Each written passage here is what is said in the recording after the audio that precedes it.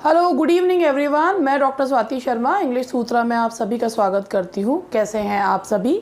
और आज मैं आप लोगों के लिए प्रीवियस ईयर के ग्रामर के क्वेश्चंस जो हैं वो लेकर आई हूँ। पार्ट्स ऑफ स्पीच के क्वेश्चंस जो 2000 से अभी फ़िलहाल जो लिया है एक पार्ट है, 2000 से 2013 तक के कवर करे हैं। उसके बाद 2000 आगे के जो पेपर के हैं 2016-21 के वो भी कवर करेंगे।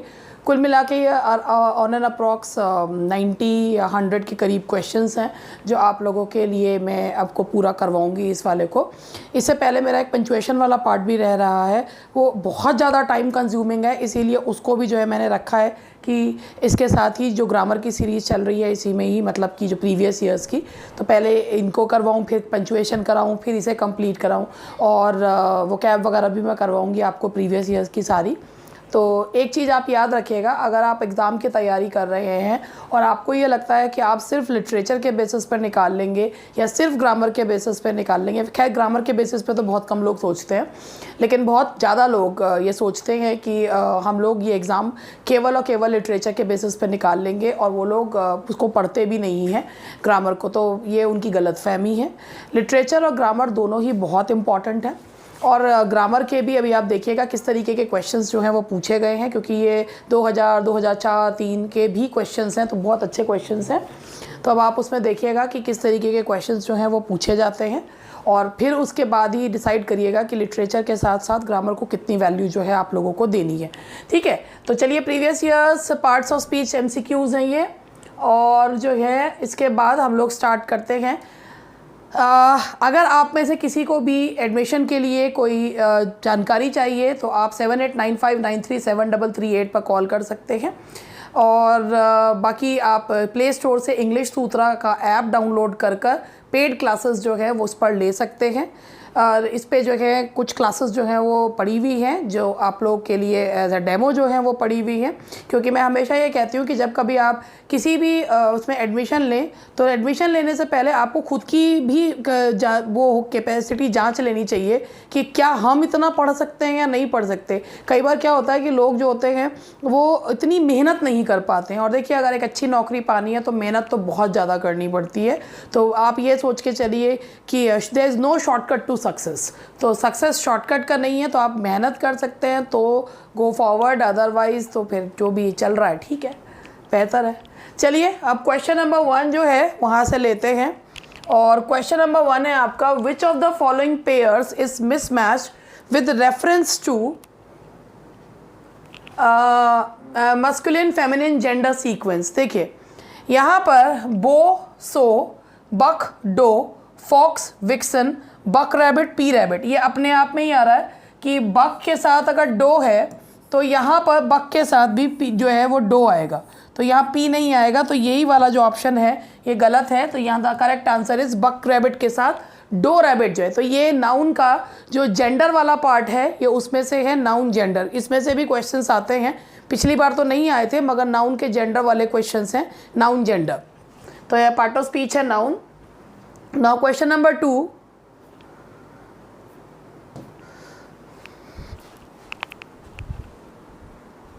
ये थोड़ा सा पेन ड्राइव दिक्कत कर रही है तो मैं इसी तरीके से इसमें दिखा रही हूँ।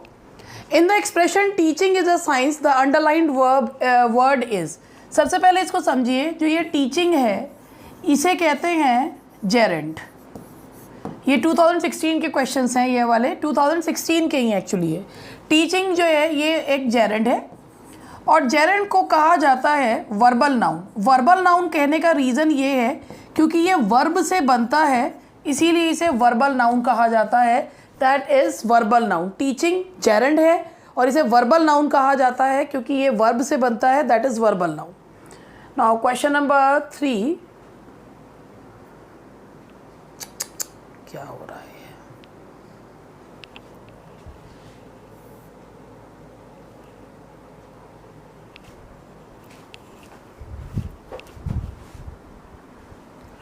नाउ क्वेश्चन नंबर 3 है, दैट इज क्वेश्चन नंबर 3 है, in the formation of nouns from verbs which of the following is not correct.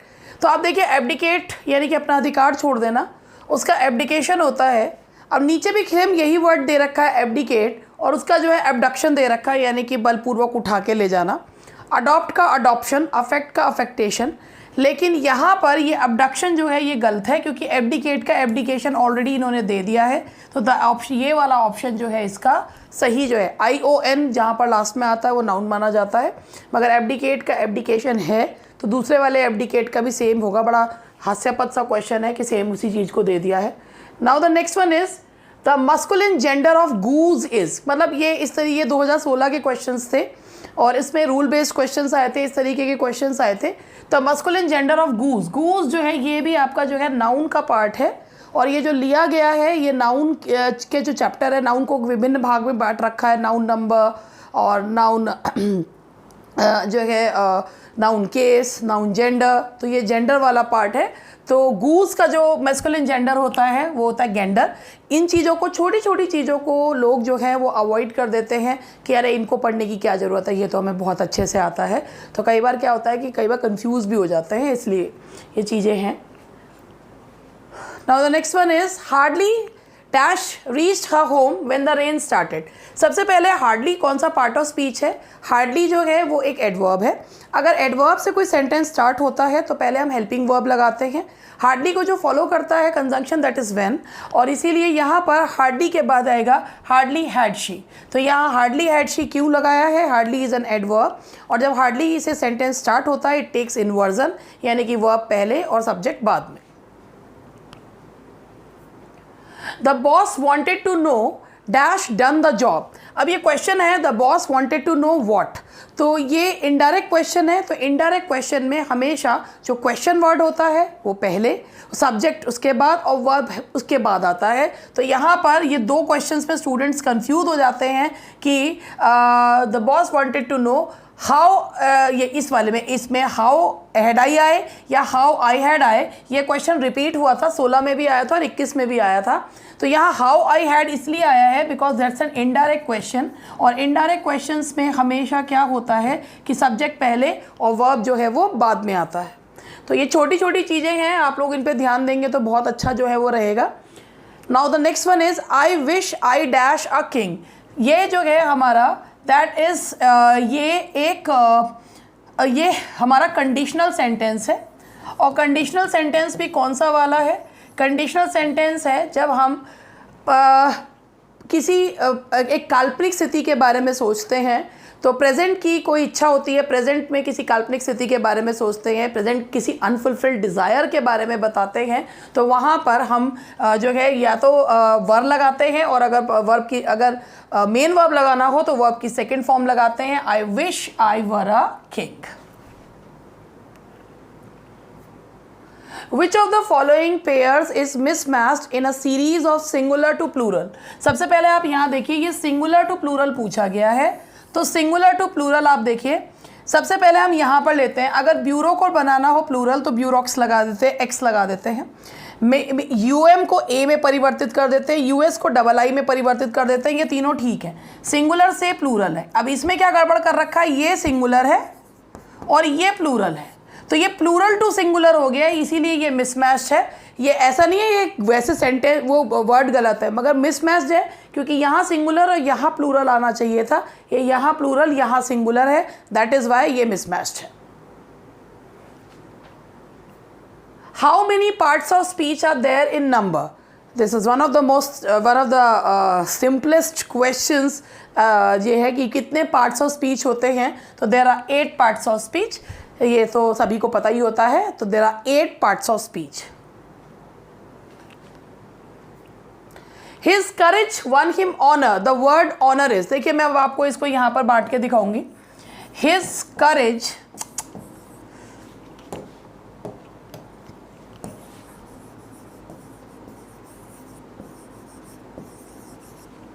One him honour.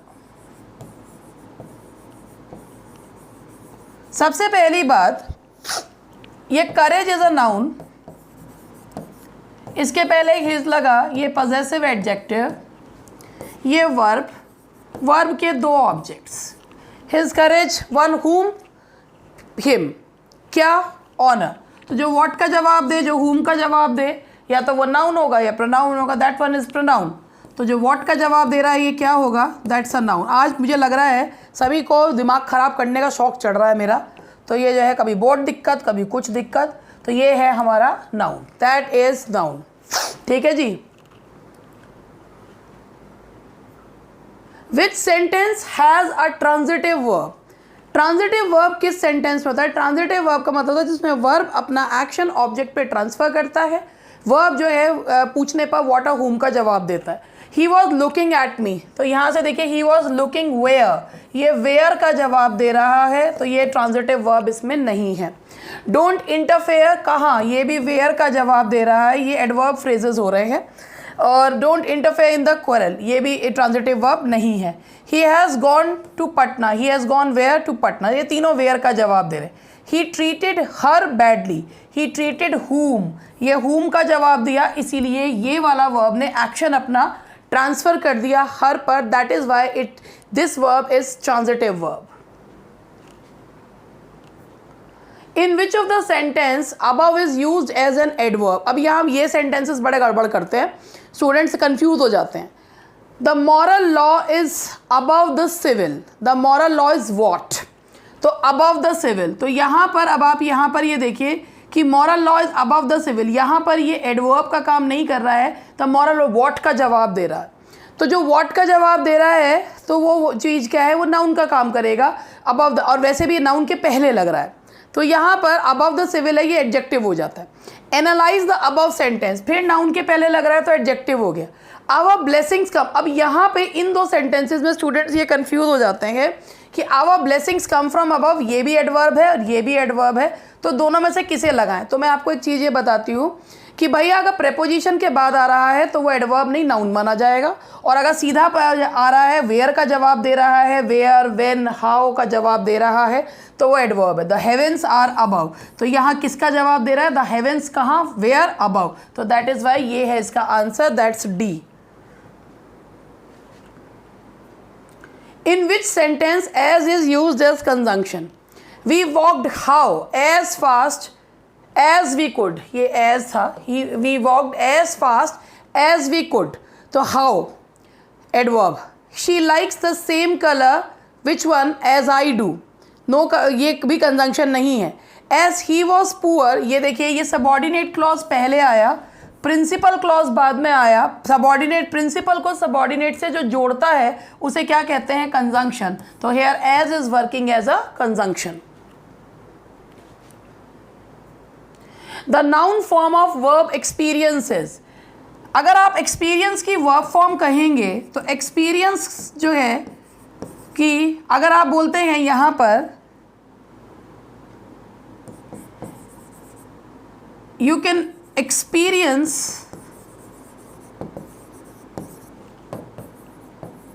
This, you can experience, तुम इसे खुद अनुभव कर सकते हो, तो यहां ये वर्ब है। अगर आप यहां पे बोलते हैं I had a bad experience there, यहां पर यही चीज क्या हो गई, नाउन हो गई।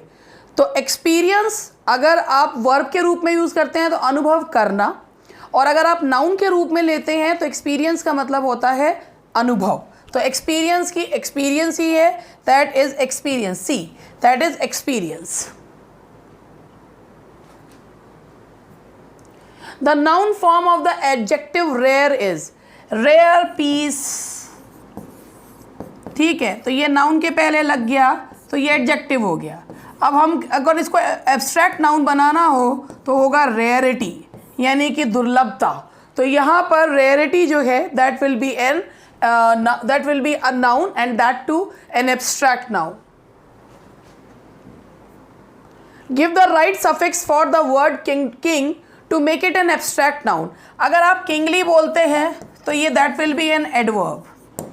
अगर आप किंगनेस बोलते हैं तो वो कोई वर्ड ही नहीं होता, नेस और आंस इसके साथ लग नहीं सकते। लेकिन अगर आप किंगडम बोलते हैं तो किंगडम जो होता है वो होता है राज्य, ठीक है, राजा का राज्य, तो that is an abstract noun, तो आप यहाँ पे लगाएंगे that is kingdom. The proper word for a group of elephant is, elephants के जो ग्रुप होते हैं उन्हें झुंड कहा जाता है, that is heard.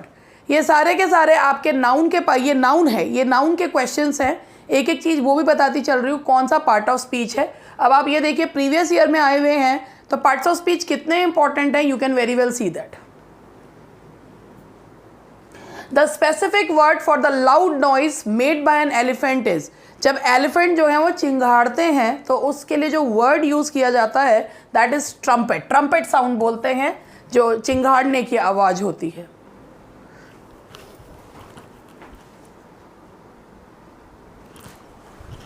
And now the next question is a masculine form of duck is. अभी मैंने आपको गूज का बताया था गेंडर, और डक का जो है ये देखिए इसमें अब मेरे बोर्ड ने अपने आप ले लिया। डक का जो होगा that will B Drake. Duck की जो मैस्कुलिन फॉर्म होगी that is Drake. The word invade, invade एक वर्ब है जिसका मतलब होता है घुसपैठ करना। तो घुसपैठ का जो नाउन होगा दैट, घुसपैठ करने का जो नाउन होगा दैट इज घुसपैठ, दैट इज इन्वेजन। तो यहाँ पर आएगा ION लगता है तो दैट बिकम्स नाउन, तो दैट इज इन्वेजन। घुसपैठ को बोला जाएगा that is invasion. Now the next one is the young one of a cat is. अब देखिए ऐसे ऐसे क्वेश्चन भी आए हुए हैं। Kitten, young one of a cat is kitten. कुछ भी चीज़ जो है ना बच्चों वाली किताब में जो होता है ना वैसे क्वेश्चंस भी आए हुए हैं। What is the suitable prefix for the word bitter? Bitter के लिए जो सफिक्स लगाया जाता है जो सही होता है दैट इज एम्बिटर। एम्बिटर जो है वो वर्ड इसके लिए, एम्बिटर सफिक्स जो है वो इसके साथ लगाते हैं। द प्लूरल ऑफ एल्यूमिनस इज, एल्यूमिनस किसी पुरातन छात्र को बोला जाता है और इसका जो प्लूरल फॉर्म होता है US को I में बदल देते हैं, यानी कि जो US है उसे हटाकर I लगा देते हैं, that's alumni. That's alumni. The child was born blind, यानी कि जन्म से जो है जन्मांध जिसे कहते हैं, that is the child was born blind. If he dash, I shall write to him. ये आपका कंडीशनल सेंटेंस है कि अगर वो मुझे लिखेगा तो मैं उसको जवाब जो है वो दे दूंगी। तो पहला जो इफ़ क्लॉज होता है उसमें प्रेजेंट इंडेफिनिट, और आगे वाला जो क्लॉज होता है उसमें फ्यूचर इंडेफिनिट का यूज़ किया जाता है। तो इसमें देखिए कौन सा प्रेजेंट इंडेफिनिट है, तो that will be be. If he writes I shall write to him. और एक और चीज़ मैं आप लोगों से कहना चाहूँगी, जब अभी मैं लिटरेचर के आप लोगों को प्रीवियस ईयर क्वेश्चंस देती हूँ तो आप उस पर बढ़ चढ़ कर जो है से देखते हैं और ग्रामर वाले पे थोड़ा प्यार अपना कम देते हैं। ये तो गलत बात है ना भाई। मैं तो आप लोगों के लिए ग्रामर, और मैं चाहती हूँ कि आप लोगों की दोनों चीज़ जो है वो अच्छे से हो जाएँ। और आप सोचें हम सिर्फ लिटरेचर से ही काम कर लेंगे, तो ऐसा नहीं होता है ना दीदी भैया। This is not possible at all, ठीक है। तो मेरे दीदी भैया नहीं, किसी के तो दीदी भैया होंगे, तो it is not possible at all. If you want to crack this exam you have to be well versed in both literature and grammar, तभी आप कुछ करना पाएंगे, नहीं तो कैसे चलेगा काम। ऐसे थोड़ी ना होता है कि लिटरेचर मजबूत कर लिया। तो that's what I want from you, और कि आप लोग जो हैं सभी चीज़ों पे ध्यान दीजिए। मतलब मैं तो यही चाहती हूँ, बाकी जैसा आप ठीक समझें। My car 3 weeks ago, I dash my car 3 weeks ago। अगो अगर आ रहा है तो V2 यानी कि वो आपकी सेकेंड फॉर्म यूज़ की जाती है। तो I washed my car 3 weeks ago। मैं आप लोगों से कभी भी नहीं कहती कि वीडियो को लाइक कीजिए, शेयर कीजिए, जो भी चीज़ें जो हैं लोग और बोलते हैं, क्योंकि मुझे ये लगता है, मेरा ये मानना है कि अगर कोई चीज़ अच्छी है तो लोग उसे अपने आप पसंद करेंगे। और आपको पता है अभी भी हमारे चैनल पर 40% नॉन सब्सक्राइबर्स जो हैं वो इन वीडियोस को देखते हैं। 60% सब्सक्राइबर्स देखते हैं, 40% नॉन सब्सक्राइबर्स जो है देखते हैं। कोई फ़र्क नहीं पड़ता, they haven't subscribed our channel yet, कोई फ़र्क नहीं पड़ता। आपको क्वालिटी कंटेंट मिल रहा है, बस आप उस क्वालिटी कंटेंट को यूज़ कीजिए। That is the main thing that I want. कई बार परिस्थितियाँ ऐसी भी होती हैं कि मेरी तबीयत ठीक नहीं होती, मगर फिर भी मैं अपने यूट्यूब परिवार के लिए वीडियोज़ इसलिए बनाती हूँ कि मुझे लगता है कि अगर मेरा एक फ़र्ज़ है कि मैं क्वालिटी कंटेंट का 1.5 साल से दे रही हूँ, तो वही मेरी जो ऑडियंस है वो मुझसे एक्सपेक्ट करती है। तो जिस हद तक मैं उस चीज़ को पूरा कर सकती हूँ उतना कर दूँ। तो आप लोगों को मैं ये चीज़ कहना चाहूँगी कि अगर आप लोग जो है किसी भी एक पार्ट के कमज़ोर रह जाने की वजह से अगर एग्ज़ाम को नहीं निकाल पा रहे हैं तो I think you should better work over that. आपको उस पर काम जो है वो ज़रूर करना चाहिए। ठीक है जी। और एक और बात मैं आप लोगों को कहना चाहूँगी, वैसे एक और चीज़ है, कई बार मैं पढ़ाते पढ़ाते कुछ रेफरेंसेस देती हूँ और लोग उसको गलत समझ लेते हैं। तो मैं आप लोगों से कहना चाहूँगी कि जैसे अभी कुछ दिन पहले मैंने एक अपने वीडियो में बोला था कि शेक्सपियर को कालिदास जी के साथ कंपेयर नहीं किया जा सकता, तो लोगों ने उसमें भी गलत मतलब निकाल लिया। देखिए, मैं इस चीज़ को नहीं कह रही हूँ, मेरा उसको समझिए कि I am a matured woman of 40, तो मुझे भी इतना पता है कि कहाँ पर क्या बोलना चाहिए। जब मैंने ये चीज़ बोली थी तो मेरा ये कहने का मतलब था कि जो कालिदास जी हैं वो एक बहुत मतलब शेक्सपियर से काफ़ी समय पहले के हैं। आप क्यों ये सोचते हैं कि अगर हम अपने देश की किसी विभूति को अगर विदेशी से कंपेयर करेंगे तो ही वो चीज़ जो है एक क्वालिटी कंटेंट जो है वो चीज़ क्वालिटी का बनेगा? ऐसा नहीं होता ना। जो क्वालिटी है वो है, उसको आप कल के आए किसी व्यक्ति से कंपेयर नहीं कर सकते। शेक्सपियर अपने आप में महान है, कालिदास जी अपने आप में महान है। तो मुझे ये लगता है कि ये कंपैरिजन थोड़ा मुझे अजीब लगता है, क्योंकि कालिदास जी तो काफ़ी समय पहले के हैं, उनके वर्क्स में और शेक्सपियर के वर्क्स में कहीं कोई समानता भी नहीं है। तो वो कंपैरिजन जो है वो मुझे ये लगता है। तो आप लोग कम से कम किसी को पॉइंट आउट करने से पहले ये देख लीजिए कि सामने वाले की जो मंशा है वो है क्या कहने की, तो वो भी देख लिया करिए। कि कई जब मैं बात करूँ, क्योंकि मेरे साथ ये है, मैं अनफिल्टर्ड चीज़ें जो है वो करती हूँ। जब मैं स्टूडेंट्स को पढ़ाती हूँ, जब मैं कोई भी इस पर यूट्यूब पर भी बनाती हूँ, मेरा अनकट अनफिल्टर्ड जो है वो वीडियोस रहते हैं। और उन अनकट अनफिल्टर्ड वीडियोस की वजह से कई बार कुछ लोग जो है उस चीज़ को गलत सेंस में ले लेते हैं। तो देखिए, एक बात ये है, आप गलत सेंस में इसको ना लीजिए, क्योंकि इससे देखिए मेरे पे तो कोई फ़र्क नहीं पड़ेगा, मगर बात यह है कि इससे कहीं ना कहीं आप ही डिस्टर्ब होते हैं, क्योंकि आपको ये लगता है आप बहुत उस चीज़ पे आप लिख के चले जाते हैं, लेकिन आप भी तो डिस्टर्ब होते ही हैं, तभी तो लिखते हैं। किसी की ज़िंदगी में अगर किसी भी चीज़ को पसंद नहीं आ रही है, कहीं ना कहीं तो उसकी ज़िंदगी में जैसे वो एक थोड़ा बहुत तो टेंशन क्रिएट कर रही है ना, तो उस चीज़ को मत लीजिए ना। बहुत ज़िंदगी में और टेंशन्स ऑलरेडी हैं, तो क्यों किसी की बात पर और टेंशन लेना, है ना भाई। चलिए, Jonathan insisted on dash out. अब ये देखिए, ये है प्रेपोजिशन। प्रेपोजिशन के बाद जो है वो लगता है जेरेंड, तो या तो नाउन लगता है या प्रोनाउन लगता है, ये जेरेंड। तो Jonathan insisted on going out. He was prevented from dash in the class. अब फिर देखिए, ये फ्रॉम आ रहा है। फ्रॉम एक प्रेपोजिशन है, प्रेपोजिशन के बाद नाउन, प्रोनाउन या जेरेंड यूज होता है। अब देखिए इसमें क्या है, तो यह आएगा he was prevented from smoking in the class.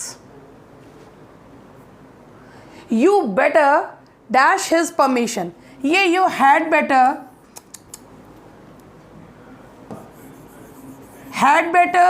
या better जब हम लेते हैं तो ये मॉडल की तरह काम करते हैं, और इनके बाद जो होता है बेयर इन्फिनेटिव लगता है, that is V1, तो you better seek his permission. Now the next one is she was seen dash in the house. She was seen घर में घुसते हुए देखा। She was seen entering in the house. She was seen entering in the house. Tigers is a dangerous sport. देखिए, अब हमें यहाँ पे लगाना है hunting tigers is a dangerous sport. ये हमारा जेरेंड के तौर पे काम होगा। Hunting tigers is a dangerous sport, क्योंकि जेरेंड एक वर्बल नाउन है और that can be used as a subject too, क्योंकि नाउन प्रोनाउन ही सब्जेक्ट के रूप में काम करते हैं। नाउन प्रोनाउन या वर्बल नाउन्स यानी कि जेरेंड जो है सब्जेक्ट के रूप में काम करते हैं। Showing respect is best indicated by respectable, सम्माननीय। रिस्पेक्टफुल, अगर आप किसी का सम्मान करते हैं तो you are respectful to that person, यानी कि आप उस व्यक्ति के प्रति सम्मान का अनुभव जो है, सम्मान फील करते हैं, तो दैट इज़ रिस्पेक्टफुल। फुल लगा देते हैं तो यानी कि आप किसी के प्रति ऋणी हैं, किसी के प्रति आप जो है उसके प्रति सम्मान जो है वो फील करते हैं। State the emphatic form of I am happy, ये 2004 के क्वेश्चंस हैं। एम्फेसाइज करने का मतलब होता है किसी चीज़ पर जोर देना। जोर देने के लिए जो एडजेक्टिव्स लगाए जाते हैं, वेरी या जो है वेरी लगाए जाते हैं, ओन लगाए जाते हैं। I saw this from my own eyes, ये my very friend did this. तो ये जो है, अब आप यहाँ पर ये सोचिए, I am really happy, I am very happy, I am so very happy. पहली बात तो ये दो इसलिए नहीं लग रहे हैं क्योंकि लोगों को ये भी लगता है आई एम सो हैप्पी लगा सकते हैं या सो वेरी हैप्पी लगा सकते हैं। आप एक बात याद रखिएगा, अगर आप सो का यूज़ कर रहे हैं तो उसके बाद आपको दैट क्लॉज लगाना पड़ेगा, और दैट क्लॉज अगर आप नहीं लगाएंगे तो वो सेंटेंस अधूरा माना जाएगा। तो ये दोनों अधूरे हैं। आई एम रियली हैप्पी, तो यहाँ पर जो है आई एम रियली हैप्पी की जगह मैंने अभी आपको बताया कि एम्फेटिक एडजेक्टिव्स अगर आपको बताने होते हैं तो आप ओन या वेरी का प्रयोग करते हैं। दैट्स वाई यहाँ पर आप क्या एम्फेसाइज करने के लिए क्या लगाते हैं, आई एम वेरी हैप्पी। हालांकि यहाँ पर एडवर्ब का काम कर रहा है। Ram rarely goes to the bazaar, Ram rarely goes, कि अब ये रेयरली है क्या, अब ये एडवर्ब जो होता है वो वर्ब को एडवर्ब को या एडजेक्टिव को मॉडिफाई करता है। Ram goes to the market how many times, कितनी बार जाता है, तो रेयरली, बहुत कम जाता है। तो ये क्या है, that is adverb of frequency, कि कितनी बार के बारे में बता रहा है, तो that is how many times. तो ये है आपका adverb of frequency. I nearly had an accident, लगभग, नियरली हैड एन एक्सीडेंट। अब ये होता है कितना, कितना जो है वो हुआ, तो मतलब देखिए एडवर्ब ऑफ फ्रीक्वेंसी होता है वंस, ट्वाइस और रेयरली, इस पे ये एडवर्ब ऑफ फ्रीक्वेंसी होते हैं। जो एडवर्ब ऑफ डिग्री होते हैं वो किसी चीज़ की इंटेंसिटी को बढ़ा देते हैं, जो बताते हैं कि कितना, कोई चीज़ को कितना जो है वो कर सकते हैं। तो वहाँ पर जो है, वहाँ पर आप मच है उसको लगाते हैं। तो एडवर्ब आई नियरली मतलब लगभग जो है, कितना, लगभग, तो लगभग के हिसाब से यहाँ पर हम क्या लगाएंगे, that is adverb of degree. Use the future perfect tense to complete the sentence. This embroidery by evening. अगर फ्यूचर का टाइम, अगर फ्यूचर का टाइम दिया हुआ है बाय प्लस फ्यूचर का टाइम, तो फ्यूचर परफेक्ट टेंस यूज होता है। तो यहाँ से आएगा। अब इसमें भी स्टूडेंट्स कंफ्यूज हो जाते हैं, विल हैव लगाएं या शैल हैव लगाएं। भाई पर्टिकुलरली अगर उन्होंने दे रखा है तो वहाँ पर हम आई शैल हैव लगाएंगे। जनरल सेंस में जब यूज़ करते हैं, वैसे तो मैं यहाँ पर कहूँगी ये दोनों ही ठीक हैं, क्योंकि जब आप किसी विल भी इससे लगाते हैं, क्योंकि यहाँ पर ये भाई मैं इसको दोनों में, अब ये चीज़ जो है ना कन्फ्यूज़न क्रिएट कर देती है। क्योंकि अगर मैं आपको ये बताऊँ कि भाई अगर आप किसी चीज़ के कहते हैं कि भाई आप डिटर्मिनेशन है, या आप किसी चीज़ को ये कह रहे हैं हम ये काम कर ही लेंगे, ये आप किसी चीज़ का वादा कर रहे हैं, किसी चीज़ का डिटर्मिनेशन कर रहे हैं, तो आई के साथ भी विल का यूज़ होता है। तो बेसिकली जब वो कह रहे हैं कि बाय इवनिंग, यानी कि ये उनका जो है डिटर्मिनेशन है कि हम कर ही लेंगे, तो यहाँ पे तो विल हैव होना चाहिए। हालांकि बोर्ड ने इसे शैल हैव माना था, बट मैं जो है इसको मानती हूँ कि विल हैव होना चाहिए, क्योंकि ये जो मॉडल है आई और वी के साथ हम विल तब लगाते हैं जब हम फर्म डिटर्मिनेशन, थ्रेट या जो है कोई प्रॉमिस जो है वो बताते हैं, तो हम वहाँ पर विल। जनरल फ्यूचर के लिए आप शैल लगा सकते हैं, तो इसलिए मैंने आपको इसका रीज़न भी बता दिया ऐसा क्यों है। और ये तो भैया क्वेश्चन एफ होना चाहिए। He doesn't work much. Much in the sentence is used. सबसे पहले सेंटेंस को ध्यान से पढ़िए। He doesn't work कितना, much एडवर्ब है। अब सबसे पहले to show emphasis in the positive degree, ये पॉजिटिव डिग्री का सेंटेंस है। तो पॉजिटिव डिग्री का मतलब होता है जहाँ पे कोई कंपैरिजन नहीं करते। लेकिन आगे बढ़ते हैं। To modify adverb, modify adverb को नहीं कर रहा है, वर्ब को कर रहा है। To modify verb in a negative sentence, इसका सबसे सही जो एप्रोप्रिएट वो है वो यही है कि ये जो मच है ये वर्क को मॉडिफाई कर रहा है। दैट इज़ वाई यहाँ पर इसका यही जो एक्सप्लेनेशन है वो सही है कि इसमें he doesn't work much, much जो है इसमें वर्ब को नेगेटिव सेंटेंस में मॉडिफाई कर रहा है। He is dash teacher, he is dash teacher, यहाँ पर ये पार्टिसिपल लगेगा। He is a retired teacher, तो रिटायर्ड है यानी कि the work which has been done, जो चीज़ हो चुकी है, तो ये is a retired. Retiring teacher का मतलब होता है रिटायर होते होते, रिटायर्ड का मतलब रिटायर हो चुके हैं, तो that is he is a retired. ये पार्टिसिपल है, past participle. The dash object turned out to be spinning top, the dash the moving object, हिलता हुआ, यानी कि वो ऑब्जेक्ट अभी जब जिस समय बात की गई उस समय वो काम जो है वो हो रहा था। तो मूविंग, तो दैट इज़ जैसे फॉलिंग लीव्स, गिरते हुए पत्ते, तो एक्शन जो है वो हो रहा है, ये जो है आपका प्रेजेंट पार्टिसिपल है। तो that is moving object turned out to be spinning top. Identify the correct gerund form to rewrite the sentence if a person cheats at, gerund form लगानी है यानी कि सेंटेंस के में सब्जेक्ट के रूप में यूज करनी है। If a person cheats at business he will never get anywhere as business thrives only on honesty. तो इफ अ पर्सन को पूरे को इसको यहाँ से बदलनी है कि यहाँ पर होगा तो यहाँ पे ये लगाएंगे बाय चीटिंग, बाय आपका जो है प्रेपोजिशन उसके बाद जेरेंट लगाया, by cheating at business one he will never get anywhere as business thrives only on honesty. There is difficult, अब यहाँ पूछा जा रहा है कि भाई यहाँ पर क्या आना चाहिए। There is difficult, तो reaching there is difficult, अगर ये टू ना लगा होता तो ये भी सही हो जाता, लेकिन जब ये जेरेंट फॉर्म ठीक नहीं है तो इन्फिनेटिव फॉर्म चलेगी क्योंकि वहाँ पर to reach there is difficult. अगर यहाँ पे सिर्फ रीचिंग लिखा होता तो यहाँ पर हम जेरेंट फॉर्म लगा देते, लेकिन नहीं है तो यही नाउन का काम कर रही है, that's why to reach there is difficult. Select the correct gerund form from the following sentence. When painting stopped the artist had looked up. When painting, having painting stopped, the artist looking up. The paint stopped, the artist looked up.